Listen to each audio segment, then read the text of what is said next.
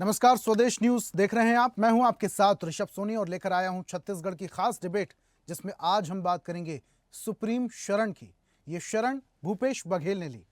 छत्तीसगढ़ की राजनीति में एक बार फिर से सियासी उबाल है, क्योंकि दिन ब दिन कांग्रेस के नेताओं की दिक्कतें बढ़ती जा रही हैं। दरअसल छत्तीसगढ़ में 2161 करोड़ रुपए के कथित घोटाले में फंसे पूर्व मुख्यमंत्री भूपेश बघेल और उनके बेटे चैतन्य बघेल ने एक बड़ा कानूनी कदम उठाया है। दोनों ने सीबीआई और ईडी की जांच करने की वैधता को ही सुप्रीम कोर्ट में चुनौती दी। सीबीआई और ईडी की संयुक्त कार्रवाई में पूर्व सीएम भूपेश बघेल, कई अफसर और उनके बेटे चैतन्य बघेल भी जांच के दायरे में हैं।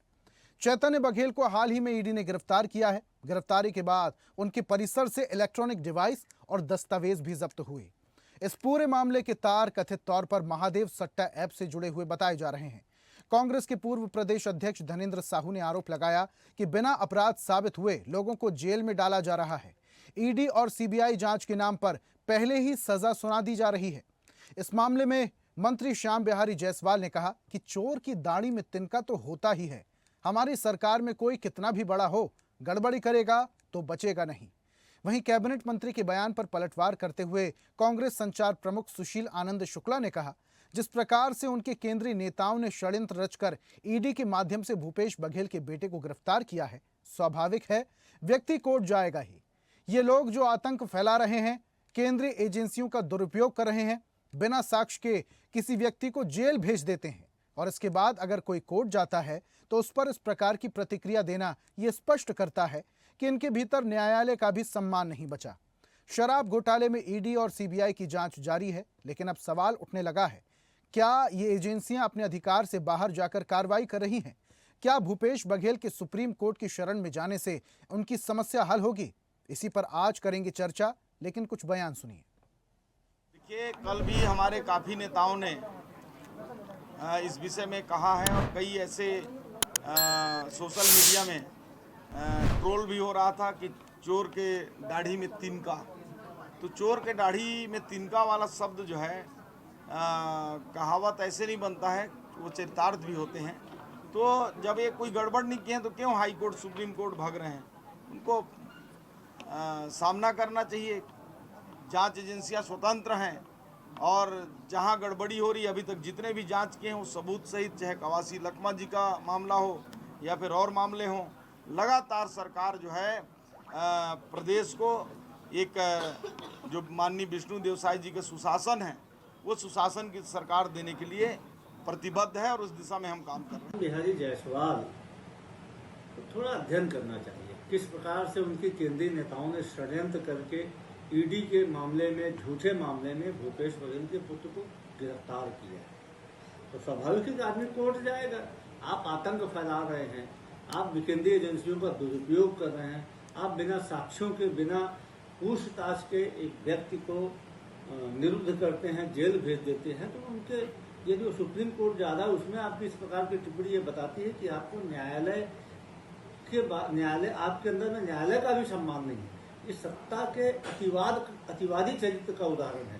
सुप्रीम कोर्ट में श्री भूपेश बघेल जी की याचिका पर सुनवाई हुई है और चैतन्य बघेल की भी याचिका पर सुनवाई हुई है। एक मामले में उन्हें हाईकोर्ट जाने को कहा है, एक मामले में उन्हें फिर से सुप्रीम कोर्ट में चैतन्य बघेल को मनी लॉन्ड्रिंग के मामले में परिवाद दायर करने के लिए कहा गया है। इसके अलावा श्री भूपेश बघेल की एक याचिका पर 6 तारीख को सुनवाई होगी। हमें अदालत पे पूरा भरोसा है, हमें पूरा विश्वास है कि जिस प्रकार का अन्याय केंद्र सरकार ने और राज्य सरकार ने किया है, उसका हमें श्री भूपेश बघेल जी को अदालत से उसमें राहत मिलेगी। तो शराब घोटाला मामले में भूपेश बघेल ने सुप्रीम कोर्ट की शरण ली। अब इसको लेकर सियासी बयानबाजी तूल पकड़ने लगी है। दरअसल छत्तीसगढ़ में 2161 करोड़ रुपए के कथित शराब घोटाले में फंसे पूर्व मुख्यमंत्री भूपेश बघेल और उनके बेटे चैतन्य बघेल ने एक बड़ा कानूनी कदम उठाया है। इससे पहले भी कई बार कांग्रेस के बड़े नेता ईडी और सीबीआई की जांच को लेकर आरोप लगाते रहे हैं। दोनों ने सीबीआई और ईडी की जांच करने की वैधता को ही सुप्रीम कोर्ट ने चुनौती दी है। सीबीआई और ईडी की संयुक्त कार्रवाई में पूर्व सीएम भूपेश बघेल, कई अफसर और उनके बेटे चैतन्य बघेल भी जांच के दायरे में हैं। चैतन्य बघेल को हाल ही में ईडी ने गिरफ्तार किया था, कोर्ट में पेश किया और उसके बाद कोर्ट ने उन्हें न्यायिक रिमांड पर भी भेज दिया था। गिरफ्तारी के बाद उनके परिसर से इलेक्ट्रॉनिक डिवाइस और दस्तावेज भी जब्त किए गए थे। इस पूरे मामले के तार कथित तौर पर महादेव सट्टा ऐप से भी जुड़े हुए बताए जा रहे हैं। तो भूपेश बघेल सुप्रीम कोर्ट की शरण में पहुंचे तो सुप्रीम कोर्ट में ज्यादा कुछ ऐसा खास सुनवाई नहीं हुई और यह कह दिया गया कि सुप्रीम कोर्ट की जगह उन्हें हाई कोर्ट की शरण लेनी चाहिए। इससे पहले भी कई बार इसको लेकर बयानबाजी हो चुकी है। चैतन्य बघेल की गिरफ्तारी के बाद यह मामला लगातार तूल पकड़ता जा रहा है। अब इस पर आज हम बहस करेंगे। हमारे साथ कुछ मेहमान जुड़ रहे हैं, उनका परिचय आपसे करवाते हैं। बीजेपी प्रवक्ता आलोक सोनी है हमारे साथ। आलोक जी बहुत स्वागत। और कांग्रेस प्रवक्ता अभय नारायण हमारे साथ हैं। अभय जी बहुत स्वागत आपका। और चर्चा की शुरुआत आलोक जी आपसे ही करते हैं। भूपेश बघेल सुप्रीम कोर्ट पहुंचे, हालांकि कुछ खास राहत नहीं मिली, लेकिन यह कहा जा रहा है कि आप लोगों को भी न्यायालय का सम्मान करना नहीं आता, जिस तरीके से टिप्पणियां सामने आ रही हैं। भूपेश बघेल सुप्रीम कोर्ट पहुंचे, समस्या क्या है? उनका हक है कोर्ट जाना। बिल्कुल ऋषभ जी, आपके सभी दर्शकों को, साथ ही प्रवक्ता जी को मेरा नमस्कार।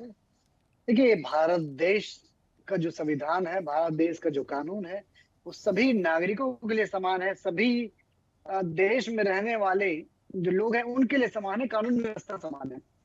लेकिन उसी कानून व्यवस्था के तहत आज आपने माननीय उच्च सुप्रीम कोर्ट की आपने जो टिप्पणी सुनी होगी, जो भूपेश बघेल जी जो इस मामले को लेकर के पहुंचे थे, उन्होंने कहा कि आप कोई भी प्रभावशाली व्यक्ति हो या कोई भी आम व्यक्ति हो, वो सीधे सुप्रीम कोर्ट के पास में नहीं आ सकता। हमारे पास कानून की एक व्यवस्था बनी हुई है। उस व्यवस्था के तहत आपको पहले सेशन कोर्ट, उसके बाद फिर हाई कोर्ट, फिर उसके बाद में जो क्रमबद्ध तरीके सुप्रीम से कोर्ट पे आना था। तो क्रमबद्ध तरीके से कहना चाहिए। तो आप जो है, चूंकि आप मुख्यमंत्री हैं, मुख्यमंत्री के बेटे को गिरफ्तार किया गया है, तो इसलिए आप सीधे सुप्रीम कोर्ट पहुंच करके सुप्रीम कोर्ट का दरवाजा खटखटा रहे हैं और उन तमाम दलीलों और उन वकीलों को सामने लेकर के आ रहे हैं जो आपके लिए वहां पर में पैरवी कर रहे हैं। और साथ ही साथ यदि आप सुप्रीम कोर्ट में इस मामले को लेके पहुंचते हैं, तो ये भी एक प्रकार से दूसरे लोग जो सुप्रीम कोर्ट की राह जो रहे हैं, अपने मामले के इंतजार के लिए वहां पर में जो चल रहे होंगे। लेकिन भरोसा नहीं है ना आलोक जी। कांग्रेस पार्टी को ईडी सीबीआई की जांच में भरोसा नहीं है। कहा तो शुरू से यही जा रहा है, फंसाने की कोशिश, द्वेषपूर्ण राजनीति हो रही है। जिस तरीके से कवासी लखमा को गिरफ्तार किया, महादेव सट्टा ऐप को लेकर कांग्रेस के बड़े नेताओं को फंसाने की कोशिश की गई, ये सारा कुछ साजिशन हो रहा है, ये बड़े आरोप लग रहे हैं। अब ऐसे में कांग्रेस के नेता क्या करेंगे? अपने बचाव पक्ष में कोर्ट की शरण तो लेंगे ही। हाँ, लेकिन उसकी भारत में संविधान ने एक व्याख्या की हुई है, क्रमबद्ध जो दिया हुआ है। आपको पहले यहाँ पे सेशन कोर्ट है, उसके बाद में फिर हाई कोर्ट पे जाना था। अगर उसमें जमानत आपकी नहीं मिलती तब आप सुप्रीम कोर्ट में जाते। यदि आप केवल और केवल इस वजह से कि आप प्रदेश के मुख्यमंत्री रहे हैं, पूर्व मुख्यमंत्री रहे, इसलिए आपको हक नहीं मिल जाता कि आप सीधे सुप्रीम कोर्ट का दरवाजा खटखटाएंगे और आपके पास में बड़े बड़े वकीलों की। लेकिन अब आलोक जी देखिए, ये तो आप एक नागरिक के तौर पर सोच रहे हैं, लेकिन अगर कोई भी व्यक्ति एक पिता के तौर पर सोचे तो बिल्कुल सोच अलग हो जाएगी। भूपेश बघेल एक पिता के तौर पर सोच रहे हैं, उनके बेटे जेल में है, वो ये चाहते हैं जितनी जल्दी हो सके चैतन्य बाहर आ जाएं। तो एक पिता होगा और उसका बेटा अगर जेल में होगा तो हर पिता यही चाहेगा। बिल्कुल ऋषभ जी, आपने ये जो बात कही है, इस बात पे भी मैं आता हूँ कि एक पिता के तौर पे, चाहे मैं मुख्यमंत्री हूँ, चाहे मैं किसी ऑफिस का चपरासी हूँ, मैं कभी नहीं चाहूंगा कि मैं ऐसे काम करूं अपने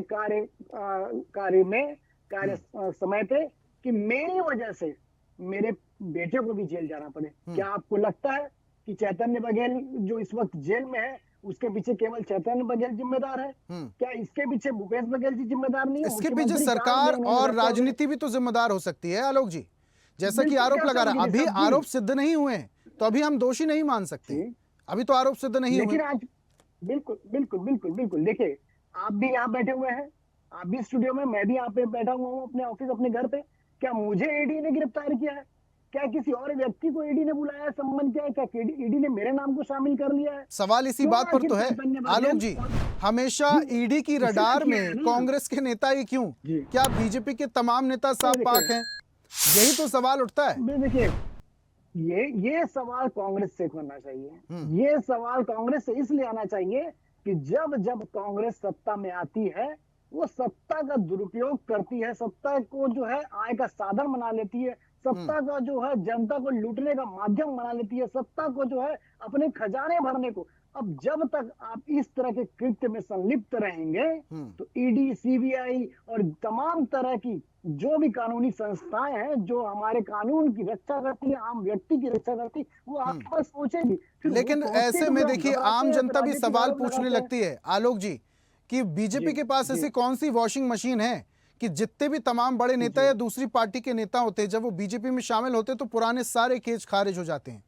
ऐसी कौन सी मशीन है कोई भी बीजेपी केस, पार्टी के पास? मैं नाम नहीं लूंगा, आपके बहुत बड़े बड़े चैनल ऐसे के नेता मा- हैं जो दूसरी मैं पार्टी या आपके खुद की चैनल पार्टी के से छोड़कर माध्यम बीजेपी से- में शामिल हुए और उसके बाद सब बल्ले बल्ले। जी जी नहीं, किसी ऋषभ राज्य जी, के मुख्यमंत्री भी रहे एक आपके नेता, मैं नाम नहीं लूंगा किसी आपके का। मैं अभी आपको बता देता हूँ, आपके चैनल के माध्यम से ही बता रहा हूँ कि ऐसा कोई भी व्यक्ति नहीं है जिसके खिलाफ में सारे केस बीजेपी में शामिल मात्र होने से खारिज हो गया। केस पूर्ववर्ती अपनी तरीके से चल रहे हैं।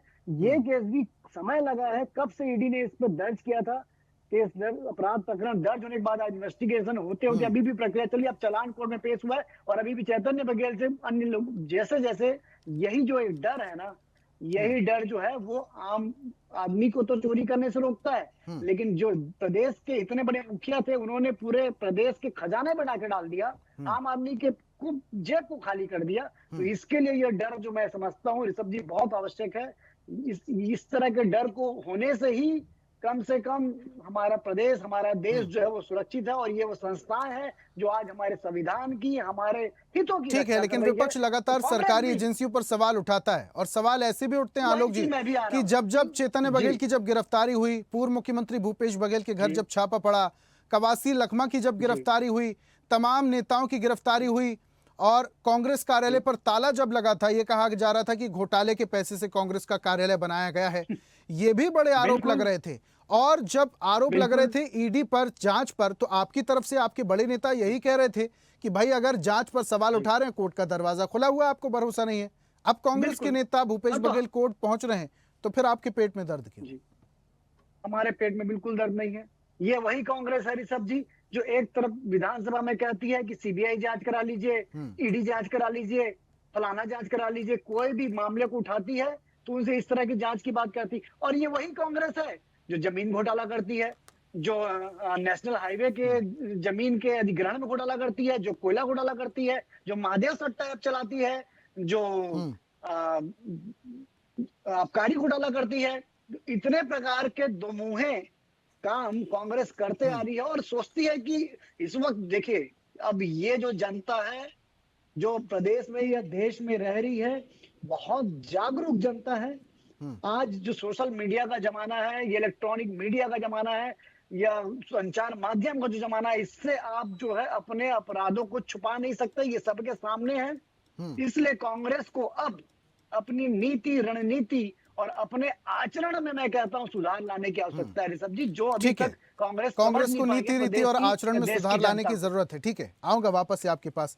अभय जी जुड़े हमारे साथ। अभय जी सुन पा रहे हैं? अभय जी सुन पा रहे हैं? अभय जी मेरी आवाज आप तक पहुंच पा रही है? लगता है संपर्क टूट गया, वापस से संपर्क करेंगे और उनसे भी बातचीत करेंगे। आलोक जी आप कुछ बात कर रहे थे, कई सारे सवाल जब उठते हैं सरकारी एजेंसियों पर, आप कहते हैं कि अगर सवाल जांच का है और जांच पर भरोसा नहीं है तो कोर्ट पहुंच जाइए, और कोर्ट पहुंच रहे हैं तो भी आप लोग सवाल उठा रहे हैं। विपक्ष करे तो करे क्या? और वैसे भी आप पर, केंद्र और राज्य सरकार पर ये आरोप अक्सर लगते रहे हैं, विपक्ष को दबाने की पुरजोर कोशिश करते हैं आप, विपक्ष को कमजोर करने की कोशिश करते हैं आप। बिल्कुल नहीं ऋषभ जी, आप मुझे बताइए, क्या राहुल गांधी जी को लोकसभा में बोलने का मौका नहीं दिया गया? क्या प्रियंका गांधी जी को लोकसभा में बोलने का मौका नहीं दिया गया? क्या भूपेश बघेल जी को विधानसभा में बोलने का मौका नहीं दिया गया? क्या चरणदास महंत जी को विधानसभा में बोलने का मौका नहीं दिया? लेकिन राहुल गांधी अगर भरे मंच से बोलते हैं तो शिकायत तो हो जाती है, सांसदी तक खतरे में आ जाती है। अभी हाल ही में सुप्रीम कोर्ट से फटकार लगी राहुल गांधी को। बिल्कुल, अब यही मैंने अभी इसीलिए कहा कि कांग्रेस को अपनी रीति, नीति, आचरण, सबसे बड़ी बात इसमें आवश्यकता है कि बार बार आप यदि देश हित की बात नहीं करके विदेश हित की बात करते हैं, आपके लिए चाइना अच्छा है, आपके लिए पाकिस्तान अच्छा है, आपके लिए अमेरिका अच्छा है, तो ऐसे लोगों के साथ, ऐसे देश के साथ में जब आप खड़े होते हैं और आप देश हित की बात नहीं करेंगे, तो आपके दिमाग में जो चल रहा है वही आपके जुबान में आता है, तो कहीं ना कहीं पे आप ऐसे संवाद कर जाते हैं, ऐसी बातें कह जाते हैं जो आम इंसान को, जो भारत देश में रह रहा है, उसे चुभती है, और जब चुभती है तो वो भी न्यायालय का दरवाजा पे चले जाते हैं, और वहां से फिर सुप्रीम कोर्ट, उच्च न्यायालय, इन सबसे फिर फटकार मिलती। तो इसलिए कांग्रेस के वरिष्ठ नेताओं को, कांग्रेस के वरिष्ठ प्रवक्ताओं को मैं समझता हूँ अपनी नीति आचरण में सुधार लाने की आवश्यकता है। हम तो चाहते हैं, भारतीय जनता पार्टी का जो मत है कि देश में चाहे वो कोई भी पार्टी हो, चाहे कांग्रेस हो, चाहे भारतीय जनता पार्टी या और कोई भी, एक सुशासन होना चाहिए, एक काम करने का जो व्यवस्थित तरीका है वो होना चाहिए, और राजनीति में सुचिता आनी चाहिए। ये हमारा लक्ष्य है, हम चाहते हैं उस लक्ष्य की ओर हम आगे बढ़ रहे हैं। ये सभी पार्टी के लिए मैं कहता हूँ सामान्य रूप से आगे होनी चाहिए। जो बात होनी चाहिए घोटालों की नहीं, आपके कार्य में, आपके जब आपको मौका दिया गया था, कार्यावधि में जब मौका दिया गया था, तब आप जब बैठे तो कंपेयर करें कि हमने 5 साल में क्या आलोक किया जी, और देखिए, आपने राज्य 5 में साल में क्या सुचिता की किया। आप बात कर रहे हैं। राज्य में सुचिता तब आएगी जब जी। राजनीति में सुचिता आएगी, और पुरानी राजनीति में बिल्कुल। और अब की राजनीति में जमीन आसमान का अंतर है। जैसी बयानबाजी में देखता पढ़ता जी। सुनता हूं, बहुत अंतर आ गया है बयानबाजी में, और ये किसी एक पक्ष से तो होगा नहीं। अगर आप बोले ताली एक हाथ से बजता है तो संभव नहीं है। विपक्ष के साथ साथ सत्ता पक्ष को भी राजनीति में सुचिता लानी होगी ना, ये तो दोनों की जिम्मेदारी है। बिल्कुल। नहीं तो हम कहाँ कह रहे हैं? क्या आपने कभी, देखिए, आपने जो मध्य प्रदेश की घटना के बारे में आपको बता दूं, आप सुचिता की और बयानों की बात कर रहे हैं, तो मध्य प्रदेश के एक मंत्री ने किस तरह से गलत बयानबाजी की थी भारतीय जनता पार्टी के नेता ने, और कैसे पार्टी उनके साथ नहीं खड़ी हुई। और एक और बात बताऊं, कैसे उनको फटकार मिली और उन्हें सार्वजनिक रूप से माफी मांगने की बात की गई। तो कहीं ना कहीं आपके पार्टी के जो आला कमान है, आपके पार्टी के जो बड़े नेता है, पार्टी के बड़े परिवार है, वो जिस तरह का आचरण करते हैं, वही जो है आपकी नीचे के नेताओं पे परिलक्षित होता है, आपके अनुयायियों पे परिलक्षित होता है। तो जो आचरण आज, चाहे वो दिल्ली में हो या संसद भवन में हो या सार्वजनिक रूप से राहुल गांधी जी करते हैं, वही उसी तरह का आचरण जो है उनके अनुयायी नेता जो है दोहराते हैं। आपने भूपेश बघेल जी की बातों को सुना होगा, जब वो बात करते हैं या किसी प्रकार का आरोप प्रत्यारोप, तो जो उनके संवाद होते हैं, जो उनका शब्द का चयन होता है, वो किस तरह के शब्दों का चयन करते हैं, वही परिलक्षित होता चलिए है। ठीक जब है, राहुल अभय जी गांधी हमारे जी साथ जुड़ संवाद चुके करते हैं, हैं। आऊंगा वापस से आलोक जी। अभय जी जी। सुन पा रहे हैं? जी बिल्कुल। जी, आवाज आ रही है। जी अभय जी, थोड़ा सा लेट जुड़े आप। बहुत सारी बातें आप आलोक जी की नहीं सुन पाए होंगे, लेकिन कांग्रेस और कांग्रेस के नेताओं पर आरोप लगा रहे हैं। अभी फिलहाल हम डिस्कस कर रहे हैं, भूपेश बघेल सुप्रीम कोर्ट गए, सुप्रीम कोर्ट से ज्यादा कुछ राहत मिली नहीं, वापस से बोल दिया गया हाई कोर्ट की शरण लेनी होगी। आप क्रमबद्ध तरीके से क्यों नहीं चल रहे हैं? मतलब मेरा मतलब है कि भूपेश बघेल जिला कोर्ट, उसके बाद हाई कोर्ट, उसके बाद सुप्रीम कोर्ट, क्रमबद्ध तरीके से चलें। अगर जांच एजेंसी पर, उनकी जांच पर भरोसा नहीं है तो जो क्रमबद्ध तरीका है, कोर्ट है, न्यायालय है, उस पर तो भरोसा करें। देखिए, सुप्रीम कोर्ट के फैसले जो अभी ईडी के खिलाफ पूरे देश में आ रहे हैं, कर्नाटक के मुख्यमंत्री की पत्नी के मामले में आए और किसी स्टेट के भी मामलों में आए, स्पष्ट सुप्रीम कोर्ट कह रहा है कि ईडी राजनीतिक दल बन के कार्रवाई न करे, ईडी पार्टी न बने। भूपेश बघेल की अग्रिम जमानत के लिए भी जाते हैं, और जो ईडी की कार्रवाई उनके और उनके बेटे के खिलाफ और तमाम कांग्रेस नेताओं के खिलाफ की गई है, उसको भी वहाँ पे चैलेंज करते हैं। सुप्रीम कोर्ट ने कहा है कि आपको थ्रू चैनल आना चाहिए, थ्रू प्रॉपर चैनल आएंगे जब उसके ऊपर कोई कार्रवाई हो जाएगी। आज तो स्थिति है कि हम सुप्रीम कोर्ट को बताना चाहते हैं कि ईडी है या जितने भी संवैधानिक संस्थाएं केंद्र सरकार की है, आईटी है, सीबीआई है, और अब तो चुनाव आयोग की भी बात हो रही है, उनकी क्या वैधानिक स्थिति बची, क्या संवैधानिक स्थिति बची? वो भाजपा के अनुसांगिक संगठन के तौर पे काम करने के लिए देखे जा रहे हैं, और जनता देख रही है, केवल कांग्रेस नहीं कह रही है। भूपेश बघेल को संवैधानिक अधिकार था सुप्रीम कोर्ट जाने का, वो अधिकार के तहत गए। कोर्ट ने आज कहा है कि आप थ्रू प्रॉपर चैनल आइए, और 6 तारीख को फिर बात होगी इस पर, 6 तारीख को फिर बात होगी, थ्रू प्रॉपर चैनल भी जाएंगे। तो जो संविधान में अधिकार प्राप्त है, और मैं तो कह रहा हूँ कि अगर देश में किसी से भारतीय जनता पार्टी घबराती है, केंद्रीय नेतृत्व घबराता है, तो राहुल गांधी से और प्रदेश में भूपेश बघेल से, क्योंकि आज उजागर कर रहे हैं ये कि उनके उद्योगपति मित्रों ने देश की क्या हालत कर दी, छत्तीसगढ़ के क्या हालात हैं, कैसे उनके उद्योगपति मित्र यहाँ आ रहे हैं, और जितनी तो राज्य सरकार भूपेश बघेल से घबराती है और इसीलिए ये सब हो रहा है, ये कह रहे हैं आप? निश्चित रूप से इनको पता है। आज आप चुनाव करा दीजिए, 14 सीट भी आने वाली नहीं है, जनता का कोई काम नहीं। न तो 11 साल की केंद्र सरकार ने छत्तीसगढ़ में कोई विकास योजना लाई, न 18 महीने की सरकार ने कोई योजना के तहत काम जांच किया। एजेंसियों पर भरोसा नहीं है। जांच एजेंसियों पे भरोसा तब हो जब वो केंद्र शासन के अधीन उनके दबाव में काम न करें। आप देख लीजिए, तो जांच एजेंसियों पर भरोसा तब होगा जब वो राज्य सरकार या राज्य के इशारे पर काम करें। जब जिनके घर भी ईडी गई और वो भाजपा में शामिल हो गए, तो आज भाजपा के मुख्यमंत्री हैं, आज भाजपा के राज्यसभा के सांसद हैं, आज भाजपा में केंद्रीय मंत्री हैं, वहाँ वॉशिंग मशीन लगी हुई है। यही चिंतामणि महाराज छत्तीसगढ़ में, उनके भी घोटाले में भाजपा ने नाम जारी किया था, और आज चिंतामणि महाराज कहाँ हैं? भाजपा के सांसद हैं। क्यों नहीं जाती ईडी उनके घर? और आप झारखंड की बात कर लीजिए, आप दिल्ली की बात कर लीजिए, आप पश्चिम बंगाल की बात करिए, जितने भी विपक्षी के राज्य हैं जहां विपक्ष के मुख्यमंत्री है, क्या ईडी उनके लिए बनाई गई है? ईडी बनाई गई थी आर्थिक अन्वेषण के लिए, और गृह मंत्री बनने के बाद अमित शाह ने ईडी को गृह मंत्रालय के अंदर में डाला। आज ईडी जो है, लेकिन कुछ सालों पहले की अगर बात करें, जब आपकी सरकार थी तब आप लोग ही सीबीआई जांच की मांग करते थे कुछ मामलों में। आज अचानक सीबीआई पर भरोसा नहीं रहा, जांच पर भरोसा नहीं रहा।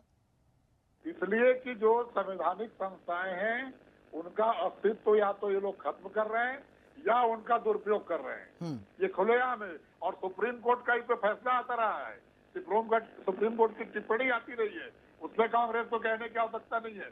मैं तो कह रहा हूँ ना कि तमाम उन नेताओं की लिस्ट निकाल लीजिए, अशोक राव चौहान की निकालिए, अजीत पवार की निकालिए, हेमंत बिस्व शर्मा की निकालिए, कहाँ गई इनकी जांच?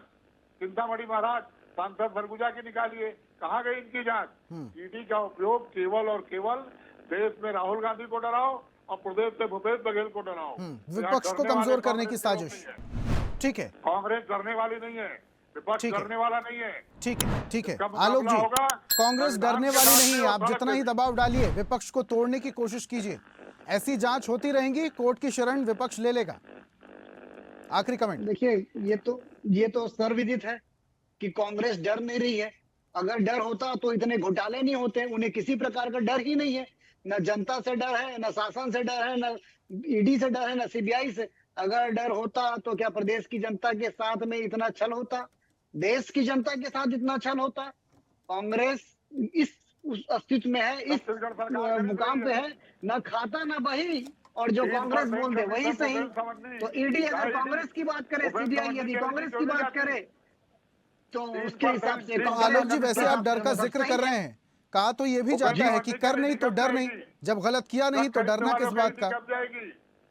नहीं, अगर गलत नहीं किया होता तो सीधे सीधे सुप्रीम कोर्ट की शरण में नहीं पहुंचते। यही दर्शाता है। देखिए, वो तो अधिकार के तहत पहुंचे, वो तो उनका अधिकार है, वो तो हक है। क्यों अभी अधिकार है, लेकिन भाई अभी एक आम व्यक्ति जो आदमी चल रहा है, राह चलते आदमी को तो डर नहीं लग रहा है। वो तो सुप्रीम कोर्ट नहीं पहुंच गया, पूरी जमानत लेने के लिए तो नहीं पहुंच गया सुप्रीम कोर्ट। छत्तीसगढ़ का हर व्यक्ति डरा हुआ है। मैं तो नहीं पूछा, वही डरा हुआ है ना, जिसने कुछ गलत किया हो वो डरा हुआ है, तो अग्रिम जमानत तक पहुंच रहा है। कह रहे थे आपने सुना होगा, हमारे मंत्री ने कहा। आलोक जी, आप कह रहे हैं कि आप नहीं डरे हुए हैं सीबीआई और ईडी से। आपके घर तो छापा नहीं पड़ा है ना, जिसके घर पड़ा है वो तो डरेगा, वो तो टेंशन में रहेगा ही। बिल्कुल, तो जिसके घर छापा पड़ा उसने कुछ गलत काम किया, इसलिए छापा पड़ा। तो जब आपने कुछ गलत किया है, इसीलिए आप डर के मारे वहां पहुंच रहे हैं। आप अग्रिम जमानत की बात कर रहे हैं, आपको जेल जाने से डर लग रहा है। तो डरना उस समय था जब आप ये काम कर रहे थे, डरना उस समय था जब जनता के साथ कर रहे थे। अब डर आपको लग रहा है जब आपको जेल जाने का समय आ गया है। तो कांग्रेस के नेताओं को डर इसलिए लगता है क्योंकि कांग्रेस के नेता जो है वो गलत काम करते हैं, और उसकी परिणति भी गलत होगी।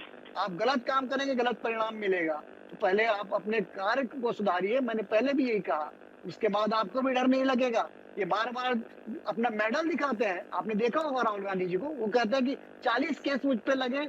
आप बताइए, एक आम आदमी, आम व्यक्ति जो इस वक्त रहता हो, शहर में रहता हो, आसपास गांव मोहल्ले में घूमना मुश्किल हो जाएगा। अगर उसके ऊपर में 40-30 केस चल रहे हैं तो वो अपने आप को कहीं शर्म से मुंह नहीं दिखा पाएगा। और राहुल गांधी जी उसे अपना बैज कहते हैं, उसे अपना ट्रॉफी कहते हैं, वो मेडल कहते हैं कि इतने केस लगे। अरे भाई, आप गलत करेंगे तो आपके ऊपर इतने केसेस तो लगेंगे ही लगेंगे। तो इसलिए आपको जरूरत है सही आचरण करने की, सही राह पे चलने की, और देश के साथ में रहने की। चलिए ठीक है, आप कह रहे हैं कि गलत किया इसलिए डर रहे हैं, और कांग्रेस पार्टी कह रहे हैं कि जबरदस्ती दबाव बनाने की कोशिश, राजनीतिक द्वेष के चलते इस तरीके से दबाव विपक्ष पर बनाया जा रहा है और विपक्ष को तोड़ने की कोशिश की जा रही है, लेकिन विपक्ष रोकेगा नहीं, विपक्ष डरेगा नहीं, ये कहा जा रहा है कांग्रेस की तरफ से। बहुत शुक्रिया हमारे साथ जुड़ने के लिए आलोक जी। अभय जी, आपका भी बहुत बहुत शुक्रिया हमारे साथ जुड़ने के लिए, चर्चा में शामिल होने के लिए। आज बात कर रहे थे भूपेश बघेल की सुप्रीम शरण की। सुप्रीम की तरफ से ज्यादा कुछ खास तो हुआ नहीं, कहा गया हाई कोर्ट जाना होगा, लेकिन क्या भूपेश बघेल इस पूरे मामले को लेकर क्या जिला कोर्ट या हाई कोर्ट जाएंगे या सुप्रीम कोर्ट से राहत मिलने की अब भी उम्मीद है, ये आने वाला वक्त बताएगा। आज की खास पेशकश में फिलहाल इतना ही। देखते रहिए स्वदेश न्यूज, सबसे पहले देश। और ऐसी ही ताजा खबरों के लिए लाइक, फॉलो और यूट्यूब पर सब्सक्राइब कर बेल आइकन जरूर दबाइए और हर अपडेट के लिए विजिट कीजिए स्वदेशलाइव.com।